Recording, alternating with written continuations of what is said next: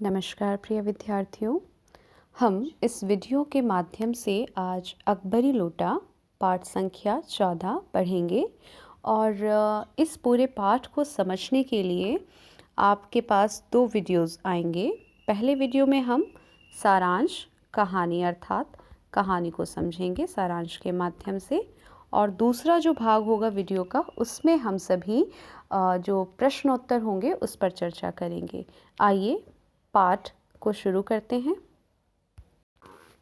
तो आइए पाठ का सारांश आरंभ करते हैं। संपूर्ण कहानी में यहाँ कहानीकार ने काल्पनिकता का सहारा लिया है और लाला झावलाल की समस्या को अत्यंत रोचक ढंग से यहाँ पर हल भी किया है। उसने अपने प्रिय मित्र और एक अंग्रेज पात्र के माध्यम से यह भी बताने का प्रयास किया है कि दूसरे को नीचा दिखाने के लिए व्यक्ति कुछ भी कर सकता है। लाला झावलाल का बेढंगा लोटा किस तरह से ऐतिहासिक लोटा बनकर अंग्रेज़ों के संग्रहालय का अंग बन जाता है, इसका वर्णन मन को गुदगुदाता है और ये बहुत ही रुचिकर कहानी है। आइए इसके सारांश पे चर्चा करते हैं कि लाला झावलाल जो हैं वो काशी के अमीर व्यक्ति थे। ठठेरी बाजार में बने उनके मकान से 100 रुपये किराया आ जाता था। कितने रुपए? 100 रुपये का किराया, यानी 100 रुपये का। और उसके अलावा 250 यानी 250 रुपये एक साथ कम ही मिलते थे, उनको मिल जाते थे। और इसके बाद घर में पति पत्नी जो थे वो 2 ही सदस्य थे। जीवन सुख से उनका बीत जाता था। लाला झावलाल की जो पत्नी थी एक दिन उसने अचानक 250 रुपये की मांग कर दी। उनके पास 250 रुपये तो आते नहीं थे ठीक ठाक संपन्न परिवार से थे, लेकिन पैसे जो आते थे उसका खर्चा हो जाता था। होता है ना, कभी कभी पैसे इतने ही आते हैं कि जितनी हमें आवश्यकता हो उतना खर्चा हो जाए, लेकिन इनके पास 250 शायद ही कभी आए हों। अब इनकी पत्नी ने 250 की मांग कर दी है सुनकर लाला जी बहुत ज़्यादा परेशान हो उठते हैं। इतने रुपए अचानक वो कहाँ से लाएं, कैसे जुटाएं? उनके बस में तो ये चीज़ नहीं थी। लगे हाथ पत्नी ने ये भी कह दिया था उनसे कि रुपए का प्रबंध ना कर पाए तो वो अपने भाई के घर से मांग लेगी। अब भाई यहाँ भाई की बात आ गई, अपनी इज्जत की बात आ गई, तो उनके स्वाभिमान को चोट लगती। इसीलिए उन्होंने कोशिश करनी शुरू कर दी कि इन पैसों को कैसे भी सप्ताह भर में लेकर आएंगे और दिखा देंगे कि हाँ मैं भी पैसे ला सकता हूँ। और वचन वो दे दिया उन्होंने। लाला जी ने इसी सप्ताह के अंत तक पैसे देने का वचन दे देते हैं। इस घटना के 7 में से 4 दिन बीत जाने पर भी रुपयों का प्रबंध नहीं हो सकता। अब 7 दिन का तो मांगा था, उसमें से 4 दिन बीत गए। अब लाला के सामने अपनी प्रतिष्ठा, अपनी इज्जत का प्रश्न आकर खड़ा हो गया। यदि वे पत्नी को दिया गया वचन पूरा न कर पाए तो उसकी नज़रों में गिर जाने का डर था। आखिर 5वें दिन उन्होंने यह बात अपने मित्र पंडित बिलवासी मिश्र को बताई। वे भी रुपयों का प्रबंध करने की बात कहकर चले गए। अब लोग अपने मित्र के पास ही जाते हैं मुश्किल की घड़ी में। आप सब जैसा कि जानते हैं, मित्र ही कुछ ना कुछ समाधान ढूंढ पाते हैं। तो मित्र से मदद मांगते हैं, लेकिन मित्र भी कहते हैं कि हाँ वो प्रबंध करेंगे, और चले गए। आज उस घटना का 7वां और पत्नी के लिए वादे का अंतिम दिन था, मतलब अब आखिरी दिन आ गया। परेशान झावलाल को कुछ और तो सोच नहीं रहा था, क्योंकि बिलवासी मित्र भी पैसे लेकर तो आए नहीं थे। चिंता मग्न लाला जी ने अपने नौकर को पानी लाने के लिए आवाज़ लगाई। नौकर के घर में न होने से उनकी पत्नी उस बेढंगे लोटे से पानी लेकर आई। गुस्से में, नाराज़गी में बेढंगा सा लोटा जिसका आकार मुड़ा तुड़ा सा था। अचानक उनके हाथ से लोटा जो है वो छूट गया और गली में किसी दुकान पर, अब यहीं से मज़ेदार कहानी शुरू होती है कि गली में किसी दुकान से जाकर वो लोटा उसकी छत की मुंडेर के किनारे खड़े होकर वो पानी पी रहे थे। तो अचानक जब हाथ से लोटा गिरता है तो गली के किसी दुकान पर खड़े एक अंग्रेज़ के पैर पर जा गिरता है। कहाँ जा गिरता है? पैर पर, जिससे उसके पैर का अंगूठा जो होता है वो चोटिल हो जाता है, चोट लग जाती है। वो अंग्रेज़ लगातार गालियाँ दिए जा रहा था, अंग्रेज़ी में इतना ज़्यादा। तभी तो लाला झावलाल कहते हैं कि आज ही उनको पता चला था कि अंग्रेज़ी शब्दकोश में भी गालियों का इतना प्रकांड कोश है। तभी भीड़ को चीरते हुए पंडित बिलवासी मिश्र ने आंगन में कदम रखा। अविराम गालियाँ जो अपशब्द हैं उसको बकते हुए अंग्रेज़ को देखकर बिलवासी मिश्र ने सारी घटना का अनुमान लगा लिया कि क्या हो गया होगा उनके मित्र के साथ। उन्होंने अंग्रेज़ को कुर्सी पर आदर से बैठाया कि जनाब यहाँ बैठिए, और सारी जितनी भी भीड़ थी उनको बाहर निकाल दिया। अंग्रेज़ ने पंडित जी को अपने प्रति सहानुभूति रखता देखकर पूछा कि आप इस व्यक्ति को जानते हैं? बिलवासी जी ने कहा कि वो तो इस आदमी को बिल्कुल भी नहीं जानते। और ऐसा व्यक्ति जो किसी राह चलते व्यक्ति को घायल करे, उसे वो जानना भी नहीं चाहते।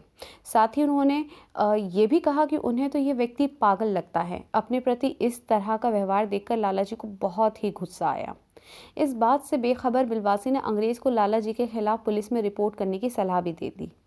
पुलिस रिपोर्ट की बात पर सहमत अंग्रेज़ बिलवासी से पुलिस स्टेशन का रास्ता पूछने लगा। अब अंग्रेज़ था तो उसे पता नहीं था ना कि यहाँ पर कहाँ पुलिस है, पुलिस स्टेशन कहाँ पर। बिलवासी जी ने कहा कि पहले आप इस लोटे को खरीद लें, फिर आपके साथ बिलवासी कहते हैं कि पहले आप इस लोटे को खरीद लें और फिर उसके साथ पुलिस स्टेशन चलते हैं। बिलवासी जी ने बताया कि वो कोई साधारण लोटा नहीं है, आम लोटा नहीं है, बल्कि एक ऐतिहासिक लोटा है।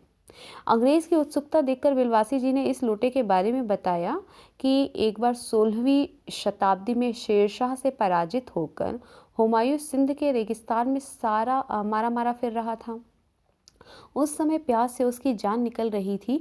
तभी एक ब्राह्मण ने हुमायूं को अपने लोटे से पानी पिलाकर उसकी जान बचाई। किंतु जब अकबर सम्राट बना तो उसने उस ब्राह्मण को खोज निकलवाया और उस लोटे को सोने के दम से मतलब दाम से उसी लोटे के बदले उसे खरीद लिया। अकबर को वो लोटा बहुत प्रिय था। किसको प्रिय था? अकबर को।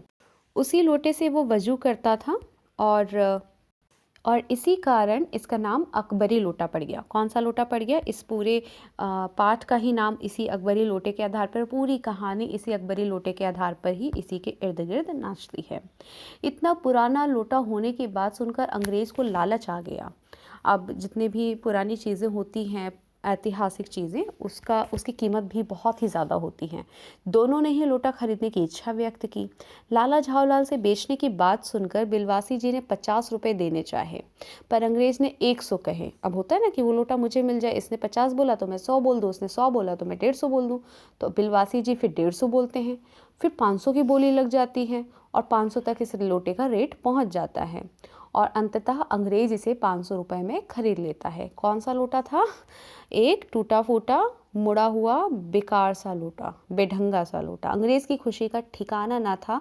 उसे लगा जैसे उसने जाने क्या ही चीज़ खरीद ली, क्योंकि वह अपने पड़ोसी को भी भारत से खरीदी गई वस्तुएं दिखा सकेगा, क्योंकि उसके पड़ोसी जो अंग्रेज़ के अपने पड़ोसी थे वो भी भारत से लाई गई विभिन्न ऐतिहासिक चीज़ें उसे दिखाया करते थे। तो उसे लगा मैं भी जाकर अंग्रेज़ जो है मैं भी जाकर अब अकबरी लोटा दिखाऊंगा। फिर क्या होता है कि अंग्रेज़ ने बताया कि पिछले वर्ष उसके जो एक मित्र थे, यहाँ से जहांगीरी अंडा खरीद कर ले गए। मतलब बेवकूफ़ बन गया वो भी, जैसे ये बन गया, और बात बात पर उसका घमंड किया करता था। बिलवासी जी की उत्सुकता देखकर उसने बताया कि जब नूरजहां ने जहांगीर का एक कबूतर उड़ा दिया था तो उसने पूछा था कि कबूतर कैसे उड़ा, तो नूरजहां ने दूसरा कबूतर उड़ाकर कहा ऐसे। नूरजहां की अदा जहांगीर के दिल को छू गई और उसका और नूरजहां का प्रेम कबूतर ने ही कराया था। उसी कबूतर का एक अंडा संभालकर जहांगीर ने बिल्लोरी कांच की जो हांडी में रख दिया था, जो बाद में जहांगीरी अंडे के नाम से प्रसिद्ध हुआ। और अंग्रेज खुश हुआ था क्योंकि उसका अकबरी लोटा उसके पड़ोसी जो मेजर डगलस के जहांगीरी अंडे के आगे से एक पुश्त पुराना था, उसके बाप जैसा है। मतलब कि वो जहांगीरी अंडा लेके गया तो मैं अकबरी लोटा लेकर जा रहा हूँ। यानी वो अगर एक कदम बेवकूफ़ बना तो ये डबल बेवकूफ़ बन गया, है ना। बिलवासी जी ने झावलाल को रुपये संभाल कर रखने को दे दिए। लाला जी ने पूछा, पंडित जी रुपयों का प्रबंध कैसे हुआ था?